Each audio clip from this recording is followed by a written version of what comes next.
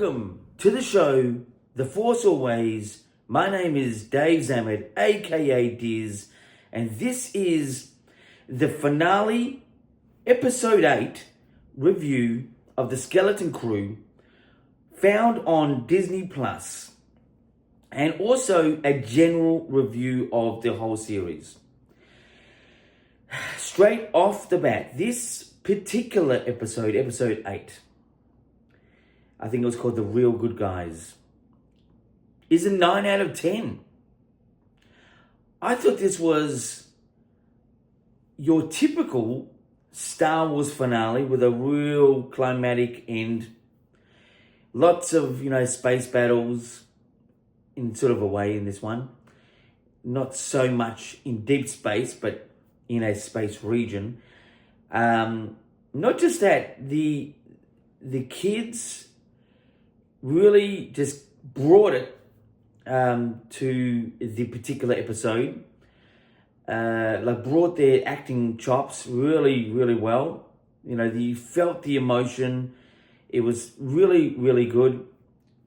The music as well, the underlying music in this one really drove the actual particular episode. There was a little bit of, I think, a bit of Kylo Ren in parts, but that's music-wise. But also, it just gave that emotional thread, as I would say, through the episode. The couple of areas that I thought that was a little bit sketchy. There was a couple of scenes that did look a little bit CGI. Almost blue screen element. I don't know if that's actually used, but it did look a little bit like a bit of layering, a actor in front of a screen, more like Alien. There was a couple of bits like that. And I thought the only thing about this particular episode that was a little bit, in a story sense, that was a little bit easy was how easy it was to almost kill this thing called the supervisor. It wasn't really that hard to destroy this person, or this thing, or this robot. It just took a little bit of, pre-planning, and that's it. That's the only part that I thought was a little bit loose, but, nothing in this episode was really surprising, just the way it sort of ended. There was no real surprises in this without giving anything away of future whatever Star Wars does with Skeleton Crew or future other stories.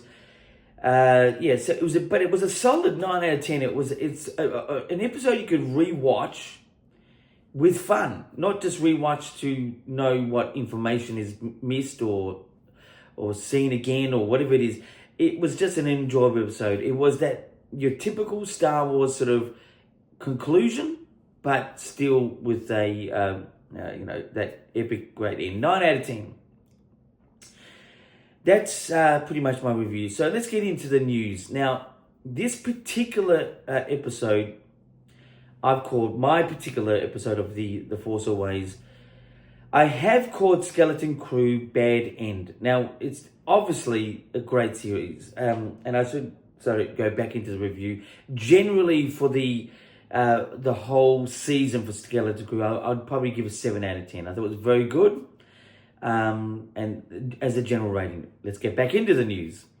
So the news is going back to why I've called this Bad End is because unfortunately Skeleton Crew is now officially the worst rated Star Wars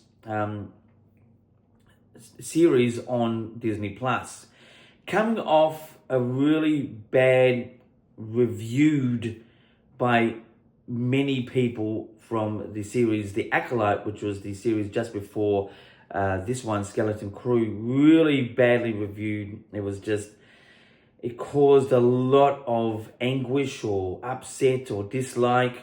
The Acolyte, almost probably as high as when The Last Jedi sort of came out and started rolling out, or even when the prequels came out back in the day, after sort of episode 1 was released, and people loved it initially. Then they sort of got onto the thing where they just did not like it months after that, sort of coming to reality. That's other people's opinion, not my opinion.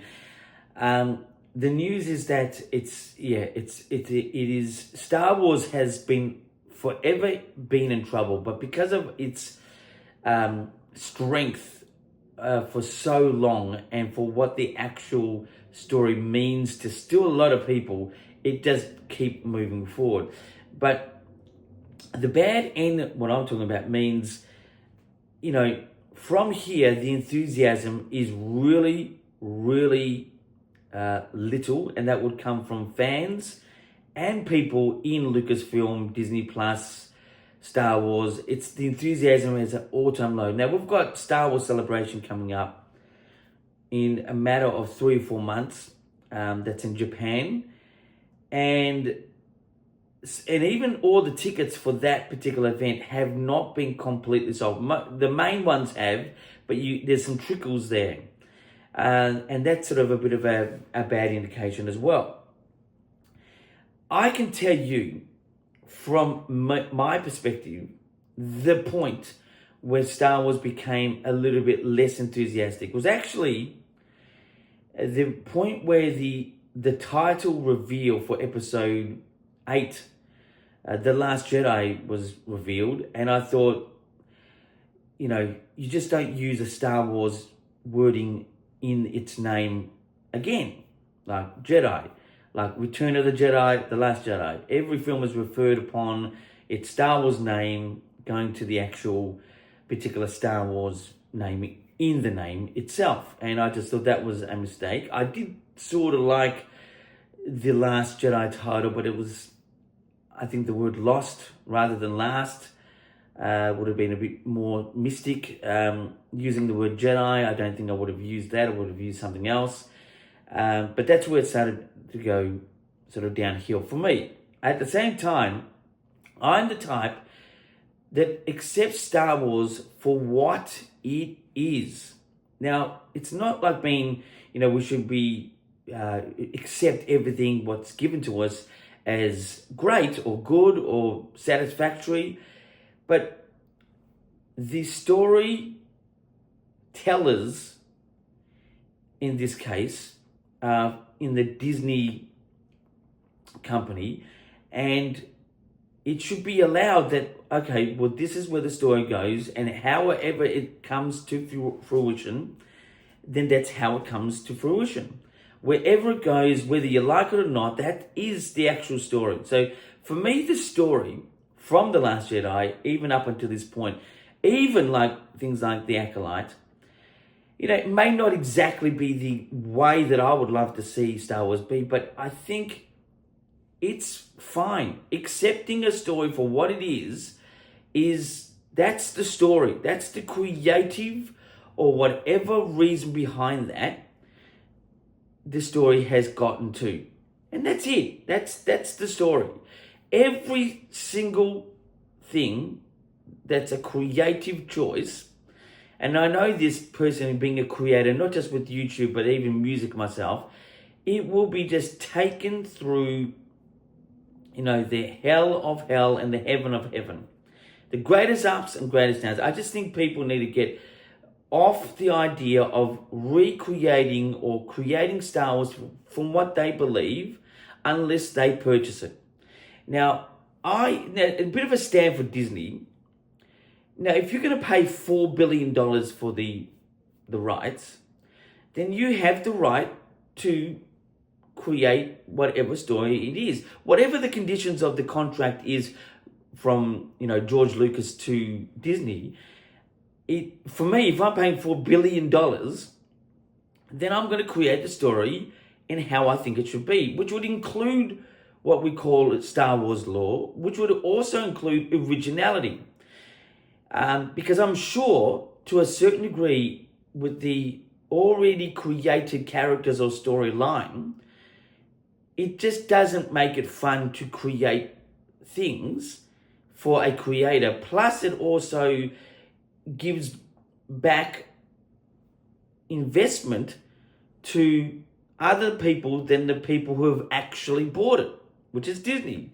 Now, I think the biggest perpetrators in my opinion, and I love YouTube creators, I think the amount of big and small, like me, creators create a community, it's great. I love them all. I'm not going to name names. I just love them all. I think their opinion is to be disliked or liked or whatever.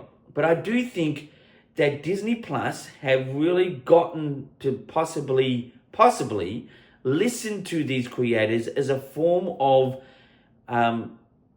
telling the story in how they want it to be told, listening too heavily onto them and to other people outside the YouTube world, and not just sitting within yourself and creating an actual great story. I think every story is great so far in Star Wars, but I would change a lot of things within Star Wars from the prequels, from the originals, from the sequels. But I just go, okay, this is Star Wars. That's it. Unfortunately, Skeleton Crew and the kids involved in this, the kids who are the actual actors, are now going to, get the wrath of being the worst rated thing on Disney Plus for Star Wars, and how you should digest that. I'm wishing they will, psychologically be able to handle this, even being kids, and even the fans for this community. But I think we just stop being uptight and just enjoy what is given to us. This is just, at the end of the day, fun. Whether it's serious, whether it's emotional, whether it's sad or angry or whatever, it's fun. Creativity is a way of fun in life. And I think the influence of everything outside of now the people who own it, which is Disney, should be just considered, okay, that's their opinion, great. Leave it with them. I'll, take it on. I'll listen to you, but, you need an agenda. A real creator knows how to lead their creativity in what they want. And, you can have something turn out really bad or something really good with the masses or with some individuals, but it's your creativity. I just think the amount of dislike that is on YouTube with Star Wars from the big ones, the big creators and the smaller creators, is just overwhelming. I can take it, believe me, I can take it. Within my field of music, it's a very competitive, it's become very competitive. I started with this particular music, which is hip hop, in Australia, in 1986, and believe me, it was a very tough time for hip hop to be recognized in any form, shape or form. But now Star Wars is sort of going through a turmoil, which I sort of understand, which has been going through a turmoil for a fair while. But it's it just really is, I can feel that the momentum of feeling is really low. Even with myself, I'm not that excited to see Star Wars images. I'm not that excited to sort of know what's the next thing coming. Even with the Mandalorian film, I'm not that excited for it, but I am excited to an extent, but not that excited. And I think it's the community that does cause a feeling. But I know that I love Star Wars for what it is. And I still think the heroic, the psychological, the canvas of what it looks like, the sound board of its, sound effects and music composition is just tremendous. Like, I find it is just an ultimate way of creativity. It's why I really draw myself to Star Wars. I'm actually a movie fan, not a pure Star Wars fan. I am a pure Star Wars fan, but not just Star Wars. I like other films. But it is such in turmoil at the moment that the serious from under the ground, not just on top of the ground surface here, from under the ground, the only way is up for Star Wars. This series was actually, an enjoyable series. I thought The Acolyte, don't hold me in a bad way here, but I didn't think it was that bad. Yes, there's things a part of it that you would adjust. Like I thought the whole look of the Jedi's training was just too clean and neat and a little bit sort of like it looked like the prequel era rather than 100 years before. I thought some of the costumes were a bit too clean and neat. I thought the personally the particular alien, the female alien, not because it's female, because it was a green alien, a human alien in the Jedi Council, just to be a bit sort of lifeless. I mean, that's in my opinion. I thought, it was acted well, but it was just like, it was not much to deal with as an actor. Anyway, that's my thoughts. It will just, cycle out there. You probably like or dislike what I'm saying. That's your opinion. That's my opinion. I'm really wishing that, Lucasfilm get their act together and just come strong, especially the next big Star Wars thing, which is really the Japan Star Wars celebration, and just come with full guns blazing. Not just a thought of what the future looks like, but just come to the days with some stuff that is just their own and great. And for us to really embrace that creativity. Lots of questions to be said, lots of answers to be answered, but I'm just putting myself out there as what I believe. Anyway, I do look forward to the future of Star Wars even with the less energy. I'm wishing it's going to be much better, but I accept Star Wars for what it is. Star Wars. In a galaxy far, far away, it has brought us tremendous creativity, no matter who it's actually come from. Anyway, that is sort of my news and my views rolled in together. But until the next time, which I'm unsure when is my next video, I'm wishing it's going to be sooner than later.